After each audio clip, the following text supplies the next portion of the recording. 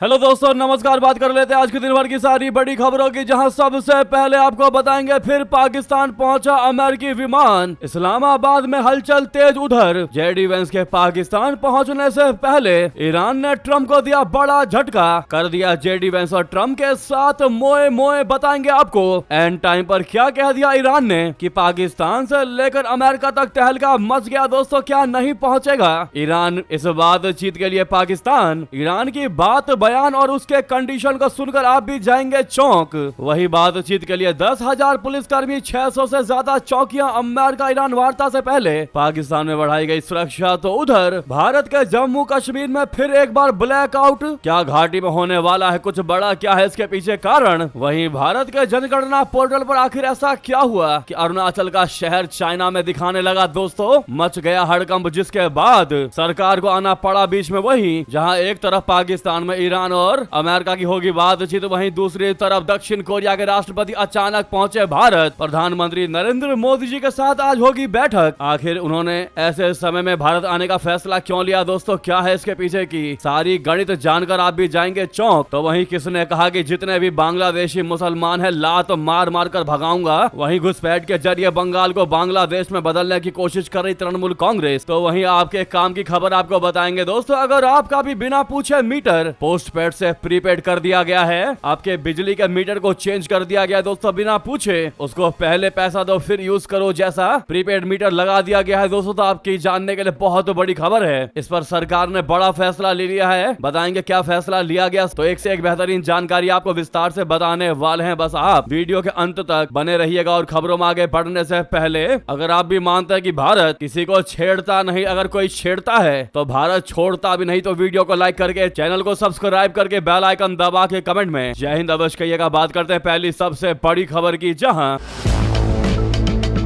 फिर पाकिस्तान पहुंचे अमेरिकी विमान, इस्लामाबाद में मची हलचल। तो उधर ईरान ने अमेरिका से बातचीत के लिए कह दिया इस्लामाबाद नहीं जाएगा हमारा कोई भी डेलीगेशन, कर दिया ट्रंप के साथ मोए मोए। बता दें, अमेरिका और ईरान के बीच शांति वार्ता को लेकर दूसरे दौर की बातचीत को लेकर तैयारियां तेज हो चुकी हैं। हाल ही में अमेरिकी सैन्य विमान पाकिस्तान पहुंचे हैं, वो भी तब जब ईरान ने मना नहीं किया था। उससे पहले ही अमेरिकी विमान पाकिस्तान पहुंच गए। ये विमान रावलपिंडी नूर खान एयरबेस पर लैंड किए हैं। इनकी संख्या 4 बताई जा रही है कि 4 की संख्या में ये विमान पाकिस्तान पहुंचे। दोस्तों, इन विमानों में अमेरिकी प्रतिनिधियों की सुरक्षा से जुड़ी तैयारियां हैं। इधर इस्लामाबाद पुलिस ने भी सोशल मीडिया पर रूट चेंज को लेकर एडवाइजरी जारी कर दी। इससे पहले दोनों देशों के बीच पहले दौर की बातचीत पाकिस्तान के इस्लामाबाद में हुई थी। उस समय ईरान और अमेरिका ने पाकिस्तान की भूमिका की हालांकि तारीफ की थी। हालांकि 21 घंटे तक चली पहली बातचीत बेनतीजा रही थी। अब आपको बता दें, जानकारी के अनुसार नूर खान पर उतरे अमेरिकी सैन्य विमान में अमेरिकी उपराष्ट्रपति जेडी वेंस की गाड़ियां समेत अन्य सुरक्षा उपकरण शामिल है। इसके अलावा उनकी सुरक्षा की जिम्मेदारी संभालने वाले 22 अमेरिकी सीक्रेट सर्विस के ऑफिसर 4 विमान के साथ रावलपिंडी के नूर खान एयरबेस पर लैंड कर चुके हैं। यानी कि दोस्तों, एक चीज तो कंफर्म हो गई कि जेडी वेंस फिर दोबारा से पाकिस्तान के दौरे पर जा रहे हैं। इस दौरे को लेकर रविवार को स्थिति काफी भ्रमपूर्ण बनी रही थी। राष्ट्रपति डोनाल्ड ट्रंप ने पहले कम से कम 2 इंटरव्यू में जेडी वेंस के दौरे को लेकर ना कह दिया था, मना कर दिया था कि जेडी वेंस को हम सुरक्षा कारणों की वजह से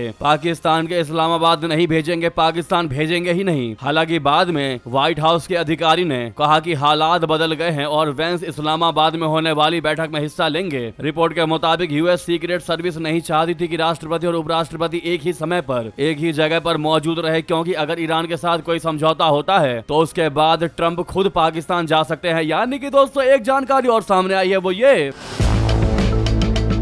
कि जेडी वेंस पाकिस्तान जाएंगे और बातचीत पूरी होती है, राजी हो जाता है ईरान। यानी कि अगर ये वार्तालाप सक्सेसफुल होता है, सीज फायर, तब ही यानी उसके बाद ही ट्रंप पाकिस्तान के इस्लामाबाद में जाएंगे। यानी कि ट्रंप के इस्लामाबाद जाने की भी अटकलें हैं। दोस्तों, ये बहुत बड़ी एक्सक्लूसिव जानकारी हम आपको बता रहे हैं। फिलहाल ये कंफर्म हो चुका है कि जेडी वेंस जा रहे हैं पाकिस्तान। और ट्रंप के इस बयान के बाद जैसा कि हमने आपको बताया, उनके 4 विमान पाकिस्तान पहुंच चुके हैं, जिसमें जेडी वेंस की गाड़ियां हैं, जिससे वो उस वेन्यू तक पहुंचेंगे जहां पर ये मीटिंग्स होंगी। जी हाँ, अब बात बताते हैं दोस्तों, बात करते हैं असली खेला की, जहां पर अमेरिका की तरफ से क्लियर है कि वो पाकिस्तान जा रहा है, उसका डेलीगेशन जा रहा है, लेकिन एंड मूवमेंट पर ईरान ने मना कर दिया दोस्तों। ईरान ने कह दिया कि अब हम नहीं भेजेंगे अपना कोई भी डेलीगेशन पाकिस्तान, और सामने रख दिया बहुत बड़ा कंडीशन। क्या रखी है कंडीशन आपको बता दें, जिसके बाद ट्रंप हो गए फायर कि भैया हमारा विमान पाकिस्तान पहुंच चुका है और तू एंड मौके पर कह रहा है कि तुम लोग नहीं आओगे। बता दें, ईरान की सरकारी न्यूज एजेंसी तस्नीम के अनुसार जब तक ईरान पर नौसैनिक नाकाबंदी जारी रहेगी तब तक पाकिस्तान में बातचीत के लिए ईरान का कोई भी डेलीगेशन नहीं भेजा जाएगा। जी हाँ दोस्तों, इस बीच अमेरिकी राष्ट्रपति ट्रंप ने धमकी देते हुए कहा कि ईरान के पास अब आखिरी मौका है, इसके बाद मैं रिक्वेस्ट नहीं करूंगा। अगर ईरान ने अपना डेलीगेशन पाकिस्तान नहीं भेजा, पाकिस्तान के इस्लामाबाद आकर हमसे बातचीत नहीं की, कोई समझौता नहीं हुआ, तो ईरान के इंफ्रास्ट्रक्चर पर ताबड़तोड़ बड़े से बड़े हमले किए जाएंगे जो उसने सोचा भी नहीं होगा। ट्रंप ने दोस्तों यहां तक भी कह दिया है कि अमेरिकी डेलीगेशन सोमवार को यानी आज बातचीत के लिए पहुंचेगा, यानी कि कहीं ना कहीं जेडी वेंस आज शाम तक पाकिस्तान पहुंच सकते हैं दोस्तों। यानी कि ट्रंप की यह धमकी है कि समझौता नहीं हुआ तो वो ईरान के सभी पुल पावर प्लांट को तबाह कर देंगे, वरना समझौते पर साइन होना चाहिए। ये बड़ी धमकी दिया ईरान ने। अब देखना ये होगा दोस्तों कि क्या थक हार कर या फिर दया दिखाकर अपने डेलीगेशन को पाकिस्तान भेजेगा ईरान, ये देखने वाली बात रहेगी। और ये जानकारी ईरान के साइड से भी आज शाम तक क्लियर हो जाएगा दोस्तों कि पाकिस्तान अपना डेलीगेशन वो भेजेगा कि नहीं भेजेगा। लेकिन आपको क्या लगता है दोस्तों, हम सबसे पहले आपकी वर्ल्ड डिप्लोमेसी के नॉलेज चेक करते दोस्तों। चलो कमेंट में लिखकर बताओ आप लोग कि क्या लगता है आपको, क्या इस बार यानी दूसरी बार ईरान अपना डेलीगेशन भेजेगा पाकिस्तान या नहीं भेजेगा? आप लोग क्या कहते हैं दोस्तों, प्रेडिक्ट करके बताओ, हम देखेंगे कि सबसे ज्यादा कमेंट में आप क्या कहते हैं। साथ में रिक्वेस्ट है दोस्तों, सामने लाइक का बटन अभी तक लाइक नहीं किया तो इस बटन को अवश्य दबा दीजिएगा, बिल्कुल भी दबाना मत भूलिएगा दोस्तों।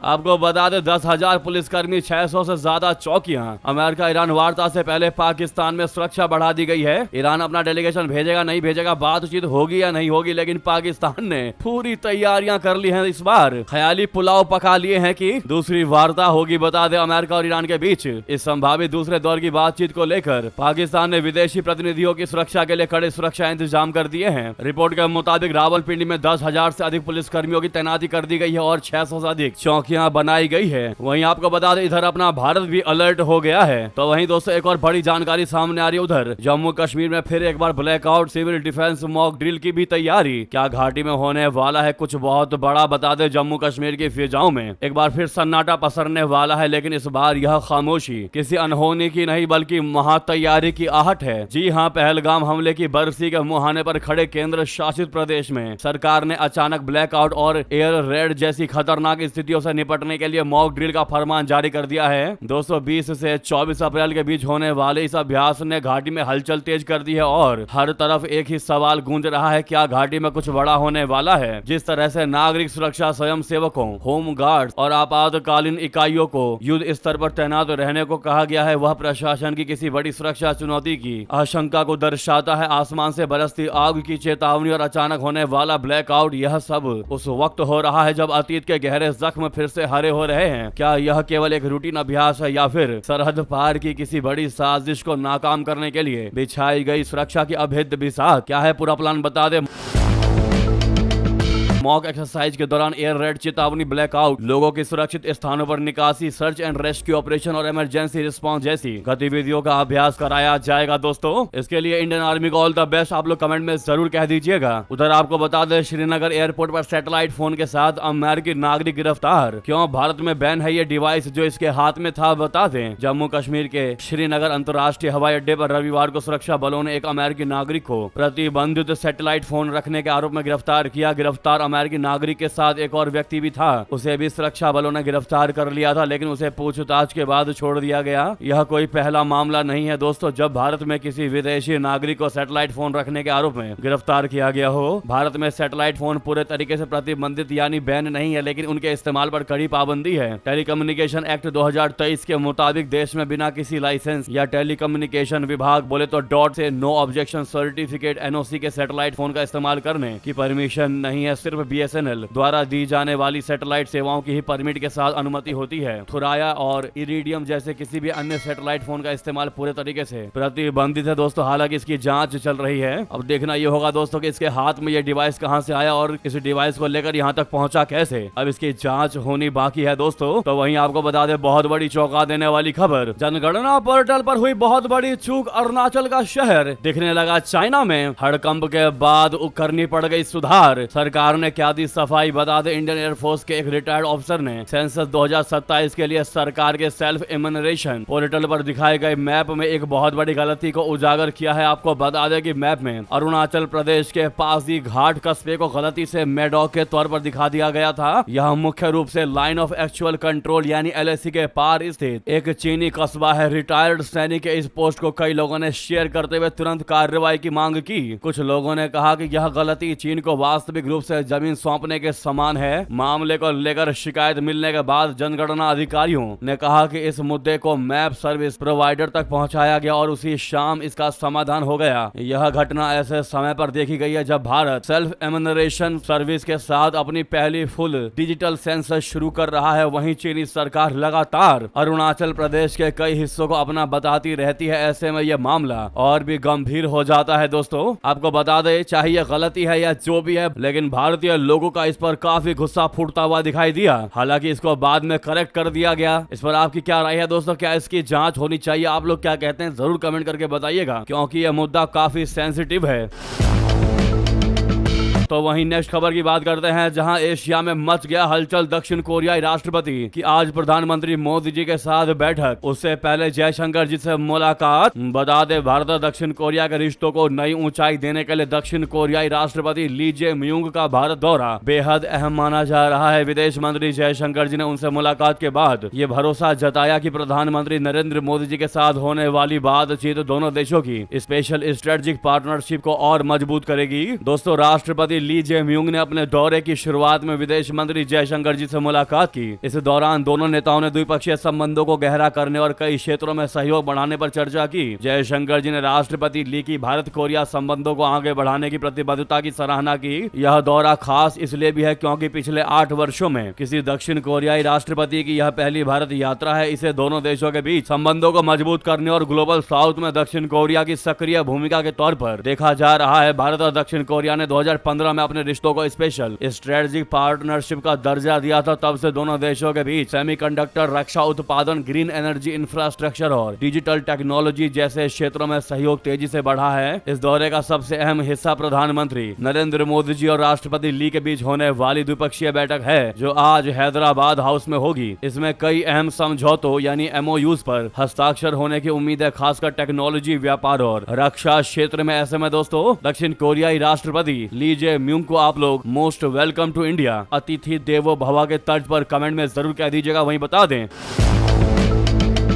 उधर नया नक्शा जारी करके दुनिया को चौंका दिया इजराइल ने। उसने एक झटके में बदल दी सरहद। दरअसल दुनिया भर की नजरें इस वक्त पाकिस्तान की राजधानी इस्लामाबाद पर टिकी है। जैसा कि हमने आपको सबसे पहली खबर बताया कि अमेरिका और ईरान के बीच बातचीत का भारी भरकम मंच सज रहा है पाकिस्तान में। लेकिन इसी बीच मिडल ईस्ट के एक दूसरे कोने में एक ऐसा खेल हो गया है जिसने पूरे अरब जगत की नींदें उड़ा दी है। जी हाँ, इजराइल ने सीज फायर की आड़ में कुछ ऐसा कर दिया जिसकी लेबनान ने सपने में भी कल्पना नहीं की थी। इजराइल की सेना ने एक नया नक्शा जारी किया है। यह बता रहा है कि इजराइल ने दक्षिणी लेबनान के एक बहुत बड़े हिस्से पर अपना पक्का और अस्थायी कब्जा जमा लिया है। रविवार को IDF की तरफ से बाकायदा सीना ठोककर जो नक्शा जारी किया गया वो कोई मामूली कागज का टुकड़ा नहीं है। यह नक्शा मिडल ईस्ट की बदलती हुई सरहदों का जीता जागता सबूत है। इस नक्शे में इजरायली सेना की नई डिप्लोमेंट लाइन यानी सैन्य तैनाती की रेखा दिखाई गई है। ये रेखा इजराइल की सीमा से शुरू होकर लेबनान के भीतर 5 से 10 किलोमीटर की गहराई तक जाती है। अब आप सोचेंगे कि 5-10 किलोमीटर में क्या ही होता है, तो आपको भूगोल समझाते हैं दोस्तों। लेबनान कोई बहुत बड़ा देश नहीं है। दक्षिण से उत्तर तक इसकी पूरी चौड़ाई ही काफी कम है। ऐसे में पूरी दक्षिण सीमा के साथ साथ 10 किलोमीटर गहरी पट्टी काट लेने का मतलब है कि इजराइल ने लेबनान के एक बहुत बड़े हिस्से को अपने नियंत्रण में ले लिया हो। दोस्तों हमने आपको बता दिया कि लेबनान बहुत बड़ा क्षेत्रफल का देश नहीं है। अब आप बता दीजिए कि लेबनान का कितना है क्षेत्रफल टोटल, वो भी बिना गूगल किए। अब आप ही बताइए दोस्तों।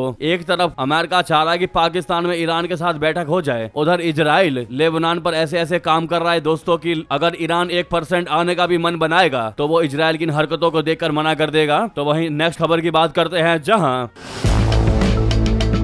एक पूर्व अधिकारी का बड़ा खुलासा, चीन के शिनजियांग में उइगरों के खिलाफ दमन जारी, दुनिया से कार्रवाई की मांग। दोस्तों, विश्व उइगर कांग्रेस ने चीन पर एक बार फिर गंभीर आरोप लगा दिया। जर्मनी के मुनिच में संगठन ने कहा है कि चाइना के शिनजियांग क्षेत्र में उइगर मुसलमानों के खिलाफ दमन अब भी जारी है। यह बयान एक पूर्व चीनी पुलिस अधिकारी ज़ैंग याबो के खुलासे के बाद आया है। बताया जा रहा है कि उन्होंने लगभग 10 साल तक शिनजियांग के सुरक्षा तंत्र में काम किया और अब यूरोप भागकर उन्होंने अपने एक्सपीरियंस अनुभव को साझा किए। रिपोर्ट्स के मुताबिक झांग याबो ने दावा किया है कि उइगर लोगों को जबरन मजदूरी के लिए भेजा जाता था, जिसमें कपास की खेती जैसे काम शामिल थे। जी हां, यह सब पुलिस निगरानी में कराया जाता था। चीन सरकार पहले इन आरोपों से इनकार करती रही है। संगठन का कहना है कि पहले जहां बड़े पैमाने पर लोगों को कैंपों में रखा जाता था, अब दमन का तरीका बदल दिया गया है। अब लोगों को सीधे जेलों में भेजा जा रहा है, जिससे ये सिस्टम और छिपा हुआ हो गया है। 17 से लेकर 2021 तक अब तक 5 लाख से ज्यादा लोगों को इस क्षेत्र में कैद किया गया है। उधर बता दें, श्रीलंका में भारत का बहुत बड़ा कूटनीतिक दांव, OCI में ढील और मछुआरों की रिहाई से रिश्तों में नई गर्माहट की बहुत बड़ी अपडेट। बता दें, श्रीलंका दौरे के दौरान उपराष्ट्रपति CP राधाकृष्णन ने भारत के हित में बड़ा कूटनीतिक कदम उठाया। आपकी जानकारी के लिए आपको बता दें कि इतिहास में पहली बार ऐसा हुआ है कि उपराष्ट्रपति ने श्रीलंका का दौरा किया हो। जी हाँ दोस्तों, बिल्कुल सही सुना आपने। इतिहास में पहली बार ऐसा हुआ है कि भारत के उपराष्ट्रपति श्रीलंका गए हों। बता दें, उपराष्ट्रपति ने प्रवासी भारतीयों को राहत देने और द्विपक्षीय रिश्तों को मजबूत करने की दिशा में अहम घोषणाएं की हैं। विदेश सचिव विक्रम मिस्त्री ने जानकारी दी है कि उपराष्ट्रपति ने ओवरसीज सिटीजन ऑफ इंडिया बोले तो OCI कार्ड से जुड़े नियमों में बड़ा बदलाव किया है। उपराष्ट्रपति CP राधाकृष्णन जी ने घोषणा की है कि अब श्रीलंका में प्रवासी भारतीयों को 5वीं और 6ठी पीढ़ी को भी OCI कार्ड की पात्रता मिलेगी। पहले यह सुविधा केवल 4ठी पीढ़ी तक ही सीमित थी, जिससे अब हजारों लोगों को फायदा होगा। OCI कार्ड के लिए दस्तावेजों को लेकर भी बड़ा बदलाव किया गया है। अब श्रीलंका सरकार की ओर से जारी प्रमाण पत्र पुराने भारत श्रीलंका पासपोर्ट और कोलंबो और कैंडी स्थित भारतीय मिशनों के रिकॉर्ड भी वैध माने जाएंगे, जिससे आवेदन प्रक्रिया और आसान हो जाएगी। जी हाँ, वही बता दें,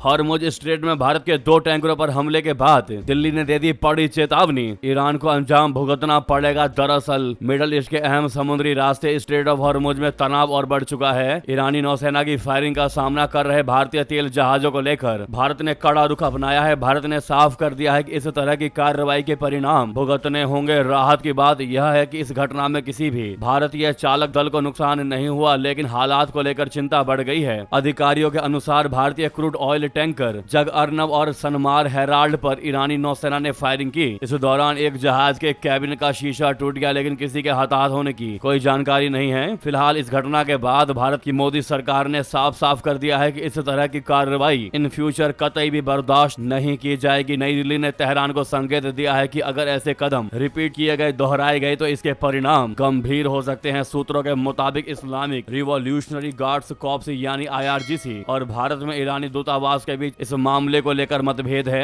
IRGC जहां हॉर्मुज से गुजरने वाले जहाजों से टोल वसूलना चाहता है, वहीं भारत ने ऐसे किसी दबाव को मानने से साफ इनकार कर दिया है। वहीं बता दें, साथ में जानकारी ये भी है कि भारत का कच्चे तेल से भरा टैंकर देश गरिमा ने हॉर्मुज को सुरक्षित तरीके से पार कर लिया है। दोस्तों, गोलीबारी के बाद की ये बड़ी जानकारी सामने आ रही, जो भारत के लिए बहुत अच्छी खुशखबरी भरी खबर है। दोस्तों, पश्चिम एशिया में हो रहे घटनाक्रमों के बीच भारत का कच्चा तेल से भरा टैंकर देश गरिमा, जिसका नाम है दोस्तों, उसने हॉर्मुज स्ट्रेट को सुरक्षित पार कर लिया है। भारतीय टैंकर ने इस तनावग्रस्त जल मार्ग को ऐसे समय में पार किया है जब 2 अन्य भारतीय जहाजों को गोलीबारी के बाद वापस लौटने के लिए मजबूर होना पड़ा था। साथ ही साथ आपको बता दें, उधर जब डोनाल्ड ट्रंप से भारतीय जहाजों पर हुए गोलीबारी वाले कांड पर सवाल पूछा तो भड़क गए ट्रंप। दोस्तों, पत्रकार को कह दिया कि बाहर निकल जाओ। बता दें,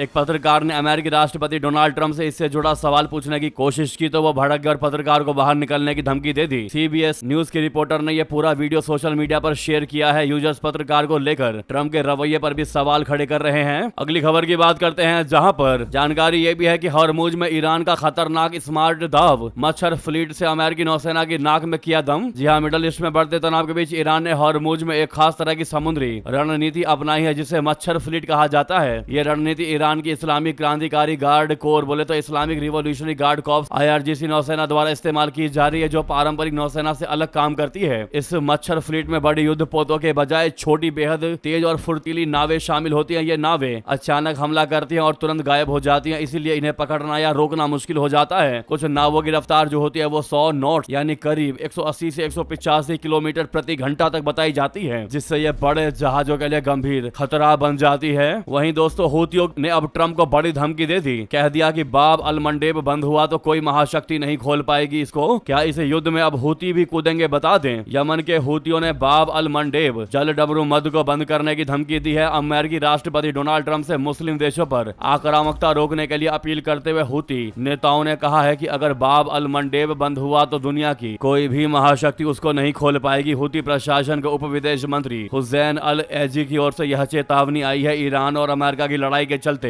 हॉर्मुज स्ट्रेट पहले भी बंद है, अब भी बंद है। ऐसे में अगर बाब अल मंडेब में रुकावट आई तो दुनिया के सामने बड़ा संकट पैदा हो सकता है। वहीं बता दें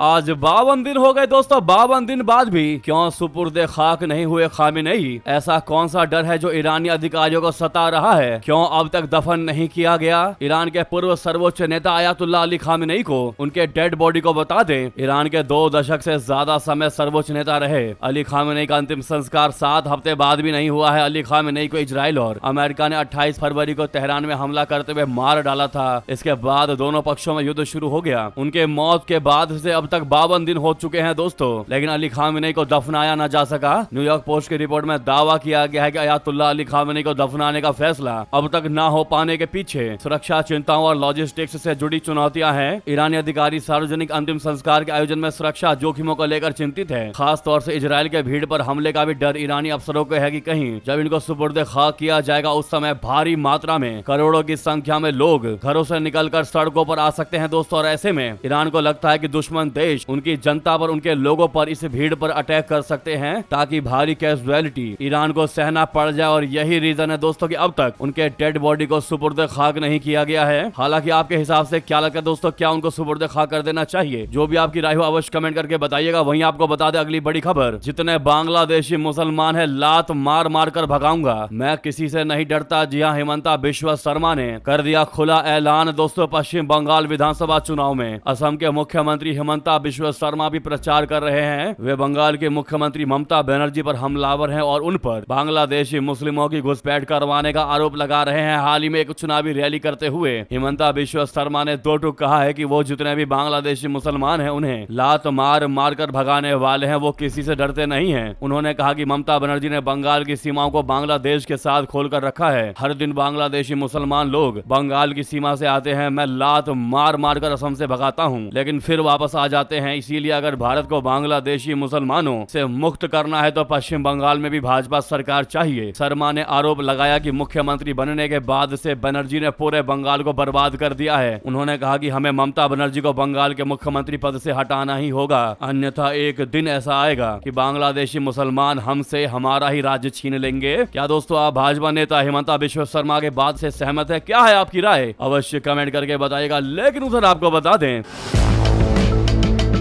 बात यहीं शांत नहीं होती दोस्तों। उधर जेपी नड्डा ने भी बड़ा बयान दिया। उन्होंने कहा कि घुसपैठ के जरिए बंगाल को बांग्लादेश में बदलने का प्रयास कर रही है तृणमूल कांग्रेस। जी हां, ममता की पार्टी पर लगाया गंभीर आरोप। बता दें केंद्रीय स्वास्थ्य मंत्री जेपी नड्डा ने रविवार को पश्चिम बंगाल की सत्तारूढ़ तृणमूल कांग्रेस पर तुष्टीकरण की राजनीति करने, घुसपैठियों को संरक्षण देने और भ्रष्टाचार, जबरन वसूली व अराजकता से ग्रस्त शासन चलाने का आरोप लगाया। नड्डा ने उत्तर बंगाल के जलपाईगुड़ी में एक चुनावी रैली को संबोधित करते हुए आरोप लगाया कि ममता बनर्जी सरकार सीमा पार से घुसपैठ की अनुमति देकर बंगाल को बांग्लादेश में बदलने का प्रयास कर रही है। ये तुष्टीकरण की राजनीति हम बंगाल में नहीं चलने देंगे, भारत में नहीं चलने देंगे। जी हाँ दोस्तों, तो वहीं अब जरूरी खबरों की बात कर लेते हैं, जहां पर उत्तर प्रदेश में पुराने बिजली मीटरों को स्मार्ट प्रीपेड से बदलने पर लगा दी गई रोक। जी हाँ दोस्तों, बहुत अच्छी खबर आप सबके लिए। सरकार ने इस योजना पर ही ब्रेक लगा दिया। बता दे क्या है जानकारी। दरअसल उत्तर प्रदेश में स्मार्ट मीटरों को लेकर विवाद बढ़ता देख अब सरकार ने बड़ा फैसला ले लिया है, इसको लेकर अब नया अपडेट सामने आ रहा है। प्रदेश भर में स्मार्ट मीटर बदलने पर रोक लगा दी गई है। सरकार द्वारा इस योजना पर फिलहाल ब्रेक लगा दिया गया है। राज्य में स्मार्ट मीटर पर चल रहे विवाद के बीच सरकार ने यह फैसला लेते हुए फिलहाल कुछ ऐसा करने का प्रयास किया। तकनीकी कमेटी की रिपोर्ट आने तक स्मार्ट मीटर बदलने पर रोक लगा दी है। विरोध के बीच अब स्मार्ट मीटर इंस्टॉलेशन नहीं किया जाएगा। पावर कॉर्पोरेशन अध्यक्ष की ओर से यह आदेश जारी किया गया है। यूपी में स्मार्ट मीटर को लेकर लगातार विरोध बढ़ता जा रहा था। 12 अप्रैल को बनी कमेटी की रिपोर्ट के बाद स्मार्ट मीटरों को लेकर अगला फैसला लिया जाएगा। दोस्तों, आपकी जानकारी के लिए आपको बता दें, जिनको नहीं पता, कि नए बिजली कनेक्शन अब भी स्मार्ट प्रीपेड मीटर से ही दिए जाएंगे। प्रदेश में 3.5 करोड़ मीटर बदलने की योजना बनाई गई थी, जिसको लेकर कार्य शुरू कर दिया गया था। प्रदेश के कई जिलों में मीटर स्थापित कर दिए गए, जिसके बाद बिल में वृद्धि देखते हुए उपभोक्ताओं में गुस्सा पैदा हो गया और विरोध प्रदर्शन शुरू हो गया। फिलहाल प्रदेश में पुराने मीटरों को हटाकर अब तक 78 लाख स्मार्ट मीटर लग चुके हैं, जिसके बाद लगातार विरोध जारी है। ऐसे में दोस्तों, हमारा सवाल आपसे यही है कि क्या बिना पूछे, बिना आपके कंसेंट के जिस प्रकार से मीटर चेंज कर दिया जा रहा है दोस्तों, पोस्ट पेड से हटाकर प्रीपेड कर दिया जा रहा है, यानी कि पहले बिल आता था, फिर हम बिल भरते थे, और अगर कोई बिल नहीं भी भर पाता था, 15 दिन लेट भी होता था, तो दिन उसको बता दिया जाता था कि इतने दिनों बाद आपका कनेक्शन काट दिया जाएगा, वरना बिल पे करो। लेकिन अब पोस्ट पेड से प्रीपेड कर दिया, वो भी बिना पूछे। और अब हाल कुछ ऐसा है कि पहले पेमेंट करो, उसके बाद आपको लाइट मिलेगी, और अगर पेमेंट में देरी हुई, एक दिन भी देरी हुई दोस्तों, तो बिजली काट दी जाती है, जिससे कि काफी लोग गुस्साए हैं। दोस्तों, पहली बात तो यह कि बिना पूछे चेंज नहीं करना चाहिए था। हमारा सवाल आपसे यही है कि क्या बिना पूछे चेंज किया गया है, कहीं से कहीं तक ये फैसला सही है, और किन किन लोगों के यहाँ पर मीटर चेंज हो चुका है दोस्तों, बताइएगा जरूर कमेंट करके। और कौन कौन मानता है कि प्रीपेड बिल्कुल नहीं चलना चाहिए, पोस्ट पेड ही चलना चाहिए, जैसा चलता आ रहा है वही बेहतर व्यवस्था है। जो मानता हो दोस्तों, कमेंट करके अवश्य बताएगा, भारी मात्रा में कमेंट कीजिएगा, हमें रहेगा आपके कमेंट का इंतजार। लगे हाथ वो वीडियो को लाइक करके, चैनल को सब्सक्राइब करके, बेल आइकन दबा के कमेंट में जय हिंद अवश्य कह दीजिएगा। साथ ही दोस्तों, जहां पर भी आपका ग्रुप हो, व्हाट्सएप, फेसबुक, एक्स पर शेयर करना मत भूलिएगा। मिलता अगली बड़ी खबर में। बहुत बहुत धन्यवाद, बहुत बहुत आभार। जय हिंद, जय भारत।